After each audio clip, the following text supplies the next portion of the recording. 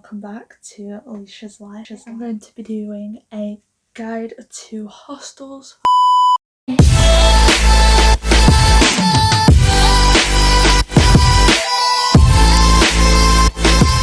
I have split it up into 3 sections. That is choosing the hostel, hostel safety, and unwritten rules. The first thing I say is that pick a hostel that is suited to your needs. Now, by this, there are so many different hostels out there. There are party hostels, there are youth hostels, there are budget hostels. So you just need to pick a hostel that is best suited for you. If you want a party, stay in a party hostel, but just bear in mind you probably won't sleep if you're in a party hostel. If you're in a youth hostel, expect there to be a lot of people under the age of 25. And if you're staying in a budget hostel, that's probably where most budget backpackers will stay. Make sure you stay in a hostel that is suited to you. Now the next one is facilities of the hostel. Every hostel offers different facilities. You need to look at what kind of facilities you want. Some hostels will have kitchens, some will have dryer and washers, machines, a bar, whatever it is you want in a hostel. Make sure that you read what the hostel facilities are. Prepared to pay more if there are more facilities. So the more facilities there are, probably the higher cost that hostel will be. The last thing I'm going to say is transport links. Now I will get my little screen up here, and what I mean by transport links is find a hostel, zoom in on that hostel on the map and see how close it is to monuments, how close it is to the centre, if there's any transport links nearby. So are there any bus stops nearby, are there any metro stations, train stations, you know, subways, whatever it is, trams. Make sure that there is something nearby, especially if it's not in walking distance to the town centre. See how much transport is. I would say if transport is fairly expensive to get like from the hostel to the centre, you might want to spend a little bit extra on the hostel that is close by to everything, instead of paying less and then having to pay more because of the transport to get there. Let's go on to hostel safety. Now this is a big one, especially for you fellow female solo travellers out there like myself. Is it safe to stay in hostels? And the answer is yes. Hostels are very safe to stay in. There are a few safety tips to make sure that you have the best stay. So number 1 is always lock your valuables. Or to lose your stuff, then leave it unlocked by all means.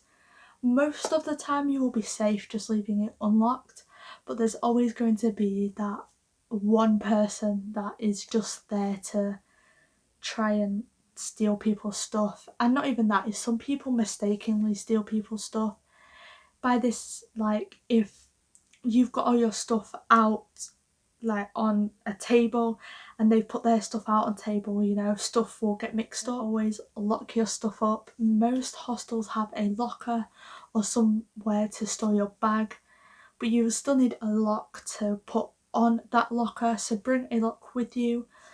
Some hostels will allow you to rent a lock, but I would always bring your own, because, you know, those keys might work for all. This links in nicely with the next one, is just don't leave all your valuables on show. So if you have a fancy laptop, don't leave it out. A fancy camera, don't leave it out. You know, you've got an Apple Watch or a Samsung watch or, you know, a Fitbit, don't leave it out.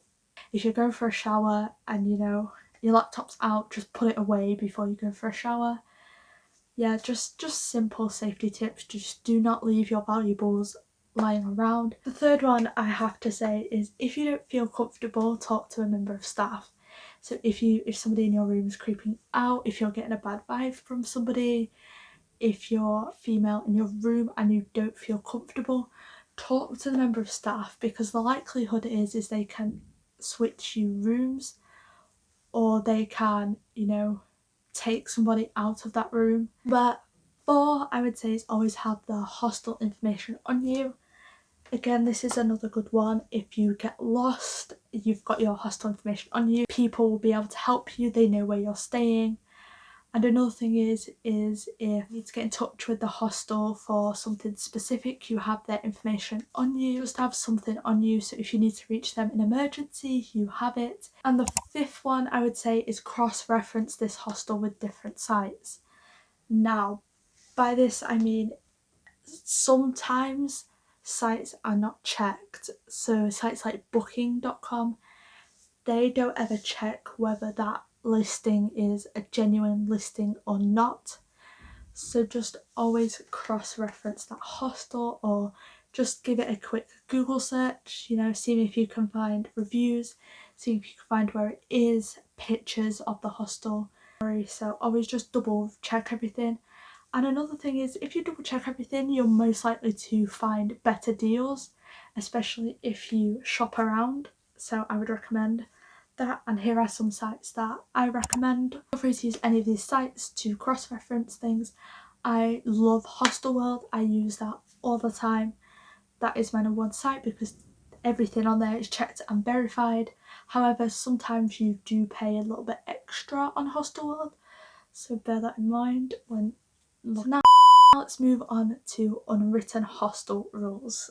The first one I'm going to say is, if someone's sleeping, be respectful. You never know that person's situation. They could have just got off a flight at 3 AM and just landed and is jet lagged, so they may need to sleep all day. Or, you know, somebody may be tired from doing a full day of monuments.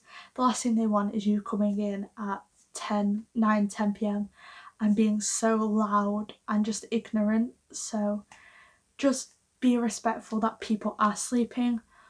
Also, on the opposite spectrum, if you're staying in a party hostel, be aware that it is never going to be quiet enough for you to really sleep before 12 o'clock. Like before midnight, you are not getting any sleep in that hostel. In one hostel in Rome, that was a party hostel. And I tell you what, I had the best time ever, but I was never asleep before 12 o'clock. I was even awake some nights at 3 AM, so yeah.